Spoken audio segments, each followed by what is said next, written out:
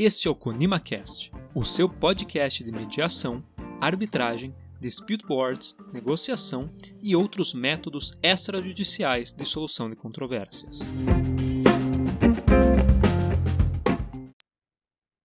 Olá, olá a todos. Estamos aqui com muita honra e com muita alegria com a Gabriela Asmar, que é a nossa grande inspiradora nessa trajetória da mediação há tantos anos. Então, é uma honra estar aqui com Gabriela, e que fala para a gente diretamente de Genebra, né? A Gabriela hoje é nossa representante como mediadora na OIT, a Organização Internacional do Trabalho, e tem muita coisa para contar, né? Então, hoje, o nosso tema vai versar sobre algo que tem sido objeto de trabalho diretamente da Gabriela, sem dúvida, a gente vai ouvir muita experiência, né, muita vivência da nossa querida Gabriela. Eu quero apresentar aqui esse vasto currículo que vamos tentar compilar em poucas palavras aqui. A Gabriela é mestre pela New York University, MBA pela Fundação Dom Cabral, certificada pela International Ombudsman Association, pioneira em mediação no Brasil, com prática em vários países, e agora mais ainda, ela vai contar um pouquinho para a gente. Professora convidada em diversas instituições, é Senior Fellow da Weinstein International Foundation, originalmente parte do GEMS Foundation, nos Estados Unidos, pertence ao painel internacional de mediadores do CPR, nos Estados Unidos, e foi o primeiro nome brasileiro mencionado no Who's Who Commercial Mediation. Foi cofundadora da Comissão de Mediação da OAB do Rio de Janeiro, pela qual venceu o Prêmio Inovar em 2009. Supervisiona mediações no TJ do Rio de Janeiro desde 2007, é mediadora sênior das varas empresariais do TJ do Rio, instrutora em mediação do CNJ, membro do CONIMA, e coautora da Lei Brasileira de Mediação, 13.140 de 2015. Ombudsman em grandes empresas e hoje é mediadora da Organização Internacional do Trabalho em Genebra. Eu queria dizer que esse podcast é uma iniciativa do CONIMA, então, capitaneado pela Alessandra Bonilha, a nossa querida Alessandra. Então, nós estamos fazendo uma série de podcasts para tratar de temas que são de relevância para o mercado e também para os estudantes em mediação. Então, eu gostaria de começar pedindo para a Gabriela falar um pouco da sua trajetória, que efetivamente vai ao encontro do tema que nós temos para tratar hoje. Porque o tema que nós temos hoje para falar é sobre advocacia em mediação e negociação. A importância dessa virada de percepção, né, do advogado estritamente litigante para um advogado que venha a ter um background mais amplo, né, ferramentas mais amplas para lidar com o conflito de outras maneiras.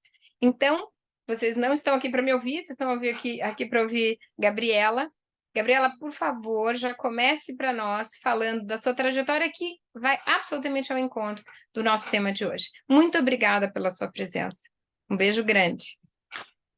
Obrigada, Lu. É um prazer sempre falar para o CONIMA, do CONIMA, com o CONIMA, de todas as maneiras e da mesma forma com você. A gente sempre aprende muito. E, bom, respondendo à tua pergunta, a minha trajetória, eu comecei digamos, a minha formação profissional na engenharia. Descobri que fazia muita falta a atenção ao humano, me fazia muita falta na faculdade de engenharia, e eu então decidi que eu ia fazer direito como hobby. Eu fazia engenharia de dia e direito à noite. Depois eu resolvi que realmente engenharia não era a minha praia, embora eu passasse nas matérias, e fui fazer economia, mas no meio disso tudo apareceu um estágio no direito, e por essa oportunidade eu acabei trancando as demais e ficando só no direito, como se fosse pouco. e trabalhando com direito tributário no início da minha carreira. Quando eu estava para me formar, eu trabalhava num grande escritório de tributário, em que eu continuava sentindo falta do aspecto humano, porque no tributário, basicamente, você só tem discussões mais conceituais sobre leis. Então, eu saí de lá, desse escritório, para uma visão mais, digamos assim, multidisciplinar, numa empresa, numa grande empresa de consultoria, Pricewaterhouse, que na época nem era Coopers, fazendo planejamento tributário, planejamento sucessório, sempre com viés tributário, planejamento societário também. E aí eu comecei a expandir a minha visão de mundo, de vida, do que funciona, do que as empresas realmente precisam de um profissional.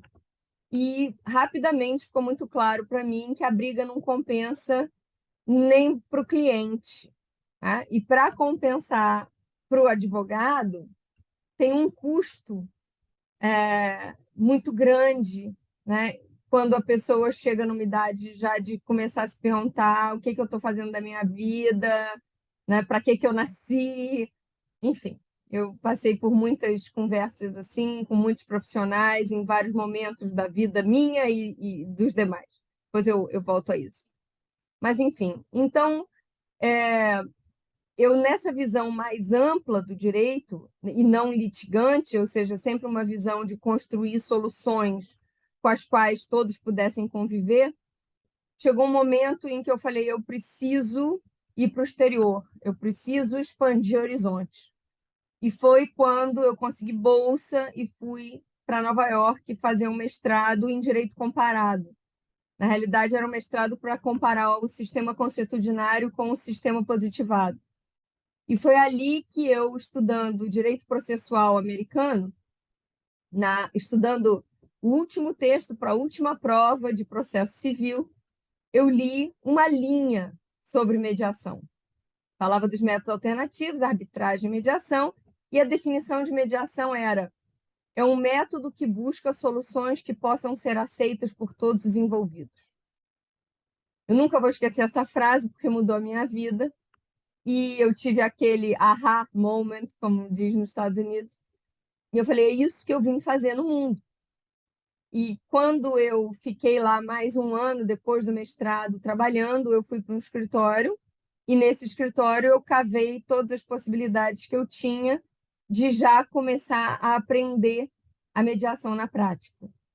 Então, pelo escritório, eu tag along, né? Eu me anexei à equipe que acompanhava clientes em mediação.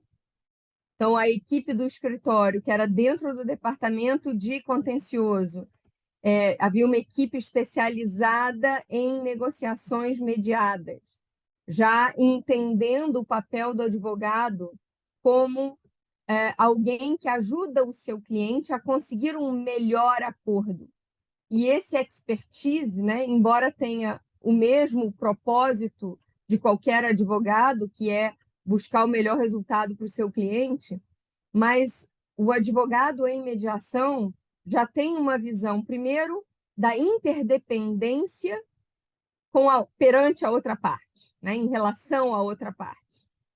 Segundo, esse advogado precisa ter muito tato, porque ele precisa ajudar o cliente dele a tomar decisões bem informadas, mantendo o cliente como decisor, porém, um decisor com um respaldo muito grande para tomar decisões bem informadas. Então, é um papel fundamental desse advogado, mas um papel que é coadjuvante, né? O ator principal é o cliente, na negociação que virá a ser mediada. E tem muito preparo até chegar no momento de uma mediação, tem muito preparo entre uma reunião de mediação e outra, e tem muito trabalho de fechar o que foi definido em negociação mediada depois da mediação em si. Então, não falta trabalho para o advogado, pelo contrário, mas é um outro tipo de trabalho, é um outro tipo de percurso junto ao cliente. Lembrando que também tem um outro desafio, que é o advogado ali trabalha o tempo todo aos olhos do cliente.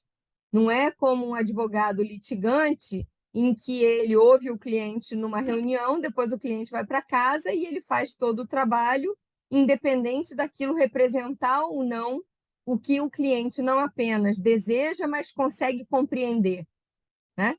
Então, tem uma relação, tem uma construção de relação muito importante, de confiança entre advogado e seu próprio cliente, que é uma parceria mais íntima, digamos assim, do que na advocacia tradicional contenciosa, e do advogado com o advogado da outra parte e com a compreensão do caso por uma ótica em que todos possam enxergar, em vez de você tentar cegar o outro lado, como normalmente é no litígio. Então, nessa oportunidade em Nova York, eu pude testemunhar e colaborar com essas equipes que trabalhavam dessa forma, que para mim era completamente diferente. Além disso, eu também fui mediadora, foi quando eu aprendi realmente a mediar, num centro comunitário, que eles chamavam de Court Annexed, né, anexo ao tribunal, mas que funcionava como um tribunal multiportas, recebendo casos por diversos caminhos. As próprias pessoas chegavam, às vezes eram encaminhadas pela polícia, às vezes por serviços de assistente social, às vezes por serviços de psicologia, às vezes pelo próprio tribunal. Enfim, tinha muitas maneiras de chegar. As pessoas eram recebidas por um expert em resolução de conflitos, que ouvia o pleito e encaminhava para o melhor método, para o método adequado. Isso é o que Harvard chamou de tribunal multiportas, um modelo interessantíssimo. Eu fazia, então, a parte de mediação e era já, na minha vida, um embrião do que um ombudsman faz, que é muito parecido com esse filtro, só que o ombudsman eu brinco dizendo que o ombudsman é um ornitorrinco da resolução de conflitos, porque tem partes de vários animais, mas é um animal em si, né? E sempre com o objetivo de conseguir a solução o mais pacífica e construtiva e eficaz possível, porque não é só sobre resolver o problema individual, mas sim sobre resolver o problema na causa, para evitar novos problemas. Bom, mas enfim, mas isso já é um salto enorme aí no meu caminho. Então, lá nos Estados Unidos, foi essa experiência que eu pude ter. Voltei para o Brasil para trabalhar no escritório de advocacia, com a parte mais societária, e algum momento depois disso eu fui ser advogada interna, que é o que eu realmente amo. Eu amo trabalhar dentro das empresas. Eu trabalhei muitas vezes, em muitas etapas da minha vida, como mediadora ad hoc, mas eu prefiro mesmo trabalhar do início ao fim. Quando você trabalha dentro de uma empresa, você não adianta só parir Mateus, né? Você vai carregar Mateus, né? Embalar Mateus, alimentar Mateus, né? Isso fazendo aqui uma analogia ao quem pariu Mateus que o embale, né? Então, quando você trabalha dentro das empresas, você vê todo o ciclo, né? Desde o primeiro momento em que o conflito é jovem e vai buscar uma solução, a construção da solução, que às vezes é curta, às vezes é muito longa. Hoje mesmo eu estou saindo de uma mediação que já teve várias etapas e que agora está indo para uma que tudo indica que será a derradeira, mas já foram algumas. E a cada uma das anteriores, né, havia uma expectativa de ser a última, então o jogo só termina quando acaba. Mas você, vivendo dentro das empresas, você consegue ver esse início, o desenrolar, e depois que realmente o conflito é superado, os frutos muito mais doces que se pode colher do que quando você arranca o fruto verde demais da árvore, porque o relógio está bipando lá o timesheet, e aí você precisa, muitas vezes, acelerar um processo de maturação porque senão fica insustentável para as partes, e isso também não pode acontecer. Bom, então eu fui trabalhar dentro de empresa como advogada, mas sempre uma advogada que busca acordos. Então, os meus departamentos jurídicos, eu me tornei diretora jurídica, sempre eram departamentos com muito pouco contencioso, mas também na hora de brigar é para brigar, né? É sim, sim, não, não. Não se pode negociar com terrorista. Então, quando chega o momento de você dizer vamos para a briga, né? E tem que estar preparado para isso. Por isso também é tão importante para o advogado que quer trabalhar em mediação conhecer o lado do litígio, né? Para não ser poliana, para não ser não ter apenas, né, um martelo, né? Porque para quem só tem um martelo tudo é prego, né?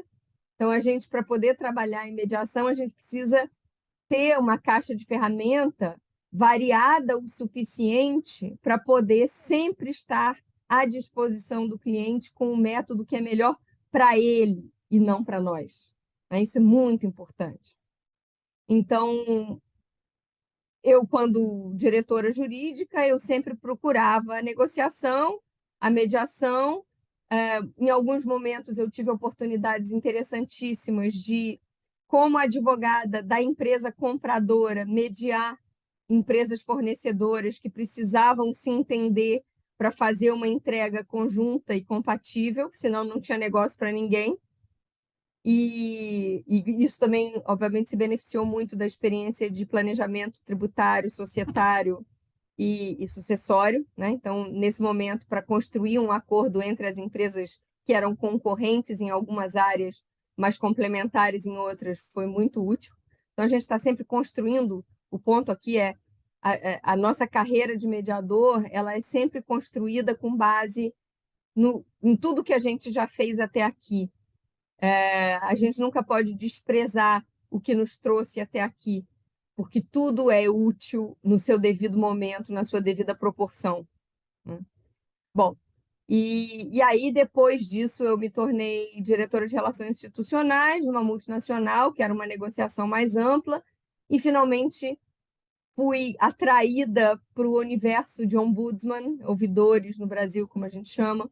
É um pouquinho diferente, mas eu não vou entrar nesse detalhe aqui, porque o nosso tempo eu sei que já está passando demais. Mas o fato é, hoje, né, eu fui ombudsman em duas empresas brasileiras, uma com ouvidoria regulada no setor de seguros, outra com ouvidoria não diretamente regulada, mas muito incentivada no setor de fundo de pensão. Em ambas essas empresas, eu fazia tanto a parte de cliente, relação com os clientes em reclamações agravadas, que já tinham passado por todos os outros departamentos possíveis, e aí vinham para ouvidoria, ou seja, já estava num ponto realmente de soluções fora da caixinha, e para isso eu tinha equipe também, e a ouvidoria interna para os próprios funcionários, e aí é muita mediação o tempo todo.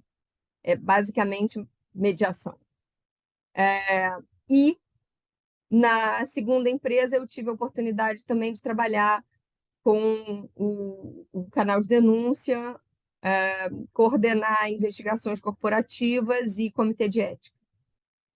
Tudo isso me traz ao que eu faço hoje, que é, embora o meu cargo seja mediadora na Organização Internacional do Trabalho, na realidade, foi uma escolha da organização, cada organização tem o seu desenho e não tem um certo e um errado.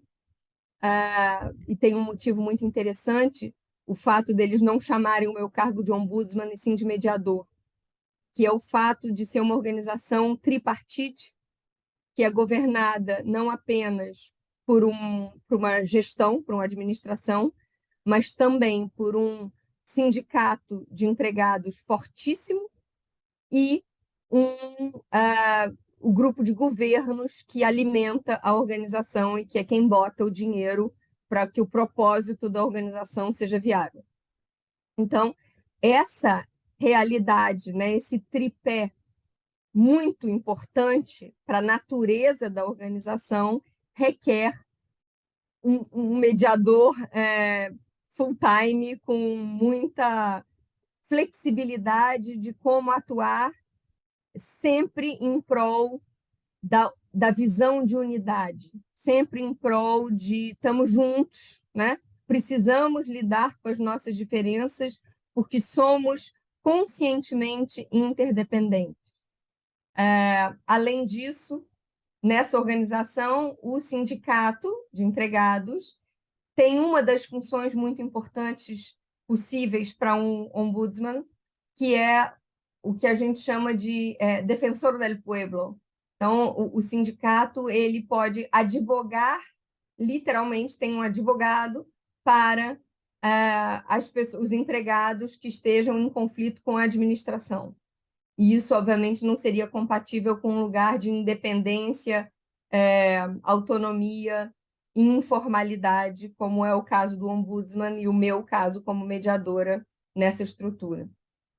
Então, o que eu faço hoje, basicamente, foca nas relações interna-corporis, embora, em algumas circunstâncias, tenham repercussões externas, mas o essencial é o interno, que é extremamente complexo, envolvendo diversas culturas, diversas formas de contratar, diversas realidades socioeconômicas, enfim, não tem nenhum dia chato. Fala, Lu. Não, muito pelo contrário, né? O que acontece com a vida da Gabriela, né? A vida da Gabriela é um manual de várias funções de resolução consensual, metodologias de resolução consensual, concentrada numa única pessoa. Então, eu queria, partindo desse pressuposto, porque eu acho que talvez as pessoas que nos ouçam não tenham toda essa vivência, não a sua vivência, porque é única, mas eu digo da diferenciação das coisas que a gente falou aqui. E eu acho que isso é bem importante, porque se a gente está falando para um público que é o público da advocacia, então você começa enquanto advogada, fazendo o não contencioso, né? E aí passa por um papel de terceira imparcial, e aí também uma terceira imparcial dentro de uma corporação, que é o caso da ouvidoria. Então, eu digo, é um manual de formas de resolução de disputa, concentrado nessa pessoa. E isso porque ela ainda nem falou da constelação, que ela é consteladora também, né? Que eu sei que é um papel bem importante para você.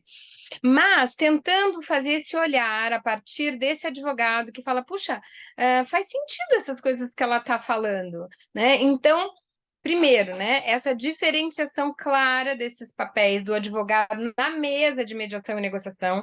Eu tenho sentido, né, a gente está nessa batalha e a gente está nessa bandeira, mais do que uma batalha, de tentar fazer esse olhar chegar ao advogado. Então, tentando fazer esse olhar a partir do advogado, né? Como é que seria esse advogado à mesa de negociação e mediação, a diferença disso para o mediador em si, e já puxando essa toada aí, esse advogado se perguntando, puxa, eu achei isso interessante, né? Essas soluções para o mundo empresarial e corporativo. Puxa, que bacana. Mas como é que eu vou expandir a minha prática, né? Como é que eu vou chegar lá? Porque, né? Ai, puxa, não posso ir para os Estados Unidos e fazer a mesma trajetória que a Gabriela. Como é que eu vou chegar lá, né? Como é que eu vou expandir essa prática da advocacia, ter resultados bem-sucedidos? E será que isso, tentando acompanhar um pouco do medo desse advogado, será que isso vai me fazer perder as minhas habilidades ou trocar as minhas habilidades como advogado litigante? Eu não posso mais ser litigante para ser um advogado consensual, né? Então, seriam assim, essas diferenciações, porque eu vejo que tem muito equívoco, né? Falar, não, agora eu quero fazer um curso de mediador. Será que ele precisa fazer um curso de mediador? Né? Então, essas diferenciações, a possibilidade da expansão da prática, né? E tentar olhar para alguns medos dele, né? Será que ele vai perder o cliente que gosta da litigância? Será que ele tem que mudar totalmente a forma dele de agir dentro da advocacia? A pergunta ficou longa, mas é para deixar você à vontade para responder. Lu, eu não sei se eu acho que eu não disse isso, mas eu também trabalhei uma época com contencioso, no início da minha carreira. É muito e não só no início da minha carreira, quando eu era diretora jurídica, eu não fazia o contencioso de chão de fórum, mas eu era responsável pelas teses, pela estratégia, pela contratação dos escritórios que iam fazer isso. Então, assim, eu precisava frequentar o plano B para fortalecer o plano A, né? Isso é muito importante a gente ter em mente. Nada se desperdiça na natureza, né? A gente precisa aproveitar tudo, o que nos traz a resposta que você está pedindo. Todo mundo que me pergunta como é que eu chego lá, obviamente relacionado a alguma coisa que eu já tenha experimentado, né? Então as pessoas vêm pedir dica, né? O que eu falo é sempre a mesma coisa. Você tem que começar de onde você está. Não existe outro lugar. Você se planejar para fazer formações, eu acho sim que para quem quer trabalhar como advogado em mediação, é muito útil fazer um curso para ser mediador ou minimamente para ser advogado em mediação, porque existem cursos maravilhosos para isso. Eu acredito que haja pessoas, eu conheço pessoas que têm um dom natural para a busca de espaço comum, né? Common ground, como a gente fala em inglês. Em português fica meio esquisito falar espaço comum, mas enfim, uma interseção, né? Buscar a possibilidade consensual. Tem pessoas que têm esse dom, que nasceram com esse dom, que tiveram experiências familiares desde pequenininhos, na família, nos amigos, da escola, seja onde for. Tudo isso agrega. Mas, se a gente quer trabalhar profissionalmente com alguma coisa, se a gente quer fazer da melhor maneira possível, é fundamental, desde que viável, fazer uma boa formação, né? Então, você ganha muito mais legitimidade, você ganha muito mais ferramenta, você ganha muito mais autoconhecimento, que é essencial para esse trabalho, quando você passa por formações sérias, né?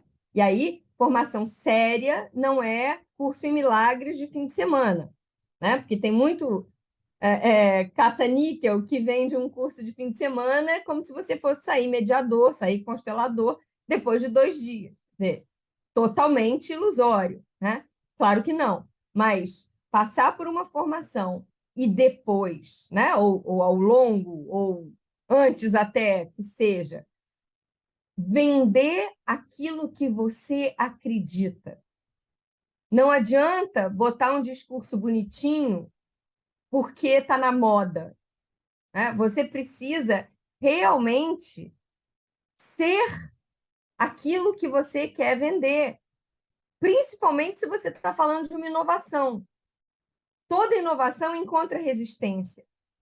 Como você estava dizendo, o cliente que gosta de contencioso, o cliente que quer brigar, tem que contratar o pitbull, né? Contrata o pitbull, tem o seu lugar para o pitbull, tem o seu momento, né? Agora, se você contratou um pitbull, né, não espere uma recepção de poodle, né? Com todo respeito aqui na analogia, assim, se você quer alguém que seja fofinho, não vai contratar o pitbull. Se você quer alguém que vá pular na jugular e não abrir a boca para soltar até que o adversário morra, contrata o pitbull, né? E tem muitos pitbulls bonzinhos também, diga-se de passagem, não é nenhum preconceito aqui com relação à raça, mas é só um estigma que eu estou usando para fins simbolicamente didáticos, né? Mas, enfim, e tem muito poodle bravo também, né? Mas, enfim, a questão é, contrata o advogado que tenha o perfil, né? E cada cliente vai encontrar o seu advogado, está tudo certo. Agora, O advogado que deseja se colocar no mercado, foi isso que eu entendi da tua pergunta, né? Como um advogado colaborativo, um advogado consensual, um advogado em mediação, quanto mais preparado ele tiver, melhor, porque a maneira de atuar é diferente. Só que eu falei da formação, quanto ela é importante, mas ela não prescinde da prática. Então, você pode ter todos os diplomas do mundo, você pode ir para Harvard, para Yale, para Pepperdine, para sei lá qual, e ainda assim você falar uma coisa e fazer a outra. Então, o que vai te levar realmente ao aperfeiçoamento, para não dizer perfeição, porque perfeição não é desse mundo, mas ao aperfeiçoamento nesta arte é a prática. A prática que traz uma autocrítica que não é impeditivo, porque é melhor feito que perfeito, mas que também te ajuda a, toda vez, revisar o que aconteceu e procurar aprender com aquilo para ter mais possibilidade de fazer melhor da próxima vez.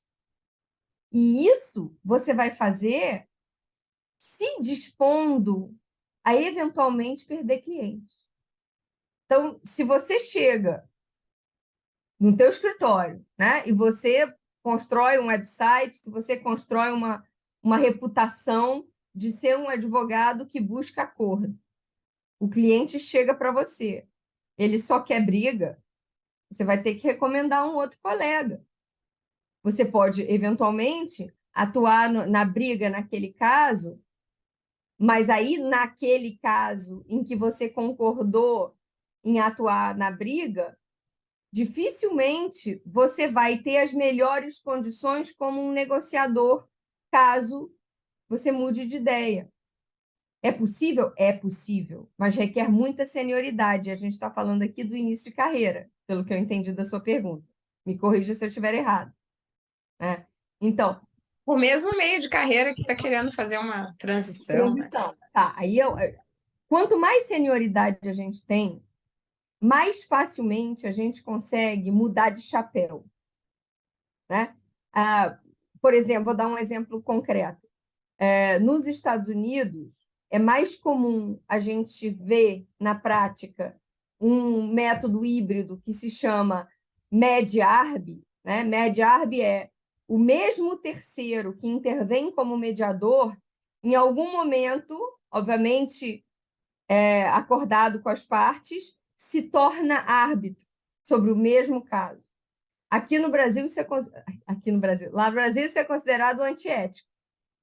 E aí a lei, né, se mistura com essa visão e tudo mais. Por quê? A gente tem que entender a maturidade do mercado também.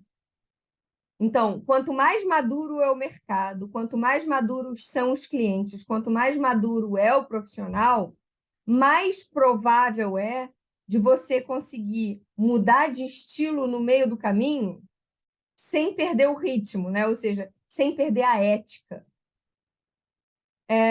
Quando você ainda está ensaiando, às vezes é mais difícil você conseguir mudar o ritmo no meio da dança. Porque você já se revestiu, você já vestiu a armadura do primeiro ritmo. Né? E aí, para mudar, você tem que ter muita habilidade. Esse é o ponto. Mas você pode ter clientes que você atende como contencioso e clientes que você atende para um objetivo consensual. Você pode, como muitas pessoas hoje em dia fazem na advocacia colaborativa, e acho que você sabe mais disso do que eu, você pode começar a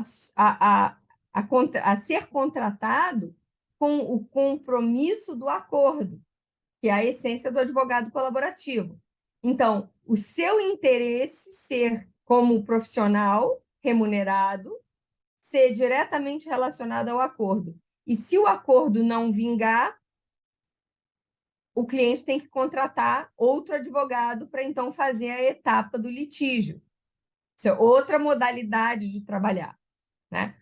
Ou seja, Todas as modalidades e as misturas delas, os híbridos, são possíveis, mas não em todos os casos, não para todas as pessoas, não de qualquer maneira. Tudo precisa ser, e eu acho que isso vem muito dessa essência da mediação. O combinado não sai caro, né? Eu digo sempre que surpresa só é bom quando são flores ou chocolate. E mesmo flores ou chocolate, às vezes a gente precisa adaptar às situações específicas. Porque o cliente precisa saber com o que ele conta em relação ao advogado. O advogado precisa trabalhar para o cliente, não apesar do cliente, principalmente o advogado que quer estar num ambiente colaborativo. E tudo isso vem atrelado a um contrato de honorários, né, que precisa ser adequado ao propósito ao qual o advogado se propôs e o cliente criou expectativa. Então, tudo isso precisa ser muito consciente. Sendo consciente, tudo se pode organizar. Deixa eu fazer uma pergunta aqui, e aí eu acho que se você quiser, eu sei que você está com esse probleminha técnico aí, enquanto então eu faço a pergunta aqui, se você quiser resolver esse probleminha técnico. Não, é só a luz de cima, tá tudo certo. Eu sei. Então, deixa eu fazer uma última pergunta aqui, que a gente já está running out of time. Então, aqui a ideia é a seguinte, né? Por que eu deveria, ou eu poderia, ou eu gostaria de mudar para esse perfil não litigante? E será que dá para ganhar dinheiro com isso também? Porque eu acho que essa é uma grande preocupação, né? Então, assim, às vezes a pessoa acha legal, mas fala, mas é o que eu sei fazer, o meu ofício é esse, até porque na faculdade ele não aprendeu outra coisa. Ou na maioria das faculdades. Então, assim, por que eu deveria fazer essa transição ou aumentar esse meu portfólio? Eu estou bem assim, né? Então, vamos falar em termos de Brasil e de mundo. Por que ele deveria mudar? E dá para ganhar dinheiro com isso? Bom, eu vou ter que falar muito rápido, né, sobre uma resposta que dava mais do que a meia hora que a gente já falou. O podcast inteiro, né? Pois é, mas muito zipadamente, o que eu diria é o seguinte: o mundo muda. E se a gente não muda junto com o mundo, a tendência é que a gente vai se tornar obsoleto. O judiciário, per se, não é sustentável. A carreira do advogado, que depende de um resultado, de um processo que vai demorar 5, 10, 20 anos, quanto tempo leva para esse advogado começar a ser sustentável? Né? O acordo vai demorar 2 meses, 6 meses, né? Um acordo muito complexo. Né? Então, isso já é um indicador meio óbvio. Mas também tem uma questão de propósito de vida e uma questão de paz interpessoal e pessoal. Né? O advogado que deixa de trabalhar com litígio e que sempre vai ter cliente para o litígio também, né? E vai trabalhar com advocacia consensual, é alguém que quer dormir em paz, é alguém que já acordou para necessidade de olhar de manhã no espelho e dizer assim: eu quero fazer isso que me aguarda lá no escritório, né? Eu quero que o meu cliente saia desse processo que eu estou acompanhando ele melhor do que ele entrou. Eu quero que as pessoas se lembrem dessa situação, talvez não como algo divertido, porque divertido não é, né? Passar por uma negociação difícil não é nada divertido, mas com aquela sensação de valeu a pena. Né? Uma negociação bem-sucedida pode te levar a essa expectativa. Um litígio, dificilmente. Porque, no final das contas, todo mundo perde, principalmente quando a gente está falando de relações interpessoais. Além disso tudo, o como cobrar.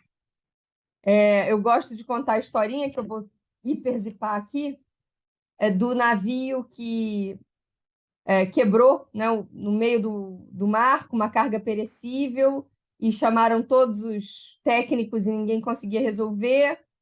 E aí chamaram um cara lá conhecido na tribo da margem mais próxima, e o cara veio de barquinho e tal, chegou, pegou um martelinho no bolso, sentiu a temperatura do motor do navio, ouviu aqui, ouviu ali, e dali a pouco ele pegou o martelinho e fez assim, tum, e o navio voltou a andar e pôde chegar no porto com a sua carga ainda não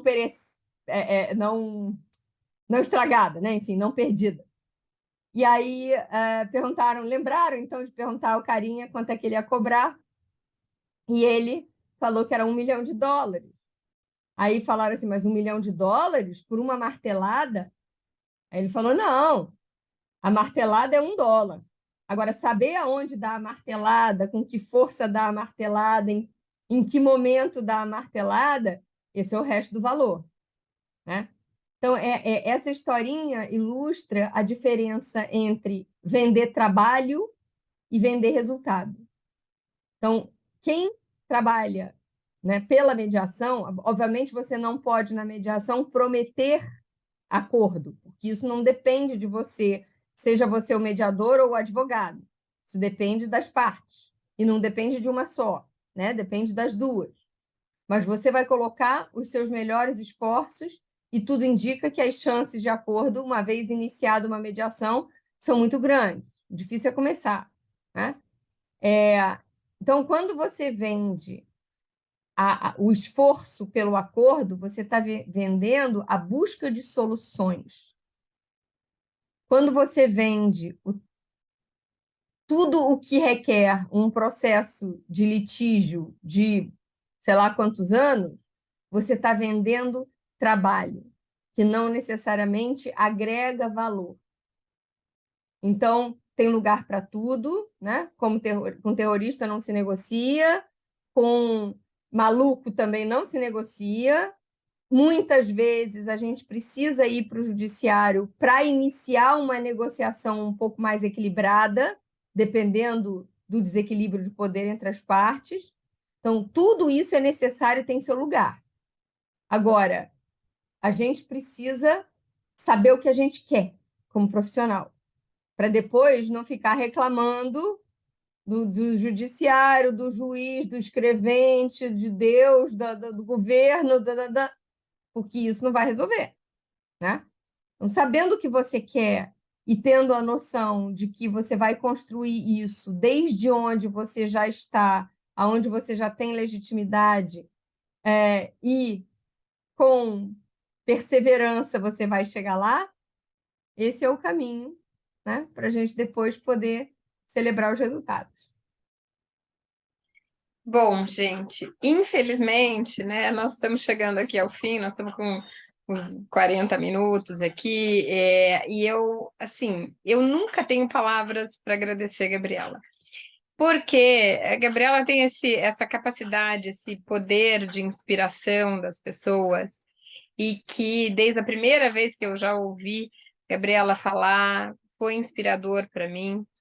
E o motivo de chamá-la hoje aqui é porque a gente tem, eu e ela, né? Nós temos aí essa visão muito clara que essa é realmente uma missão nossa, que é informar e inspirar antes que, ou mais que informar, mas inspirar essa nova geração de advogados. E essa nova não quer dizer que porque ele está começando carreira, mas é uma nova porque é uma nova visão que um próprio advogado de meio de carreira, de final de carreira, fala: puxa, fiquei inspirado por isso, é isso que eu quero para mim.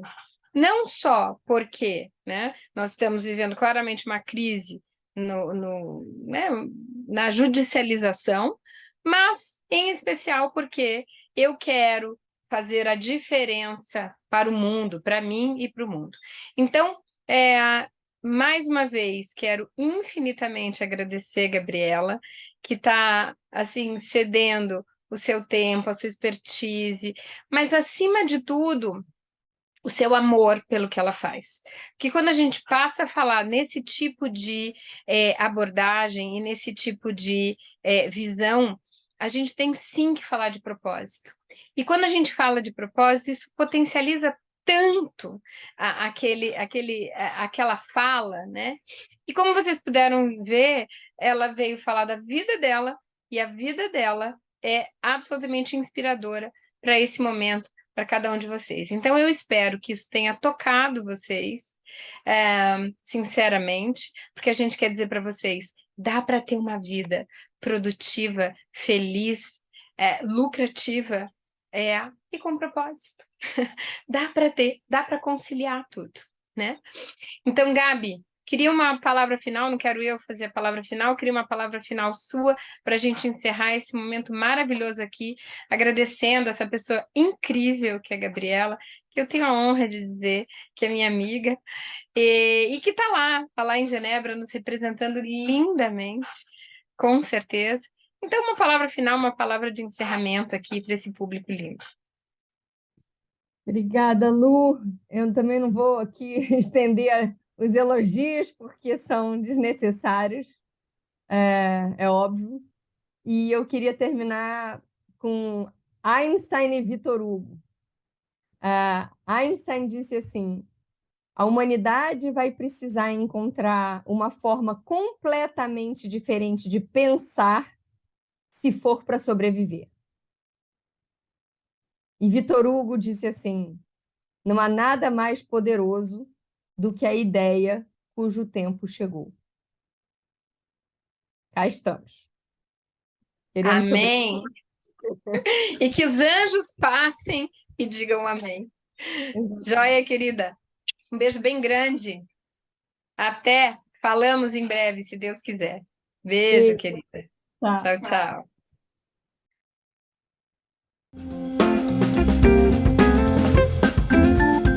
E este foi mais um ConimaCast, uma iniciativa do Conselho Nacional das Instituições de Mediação e Arbitragem. Entre em contato através das nossas redes sociais, Instagram, Facebook, LinkedIn e YouTube, ou mesmo através do WhatsApp, disponível no site do Conima, www.conima.org.br. Nos encontramos no próximo episódio.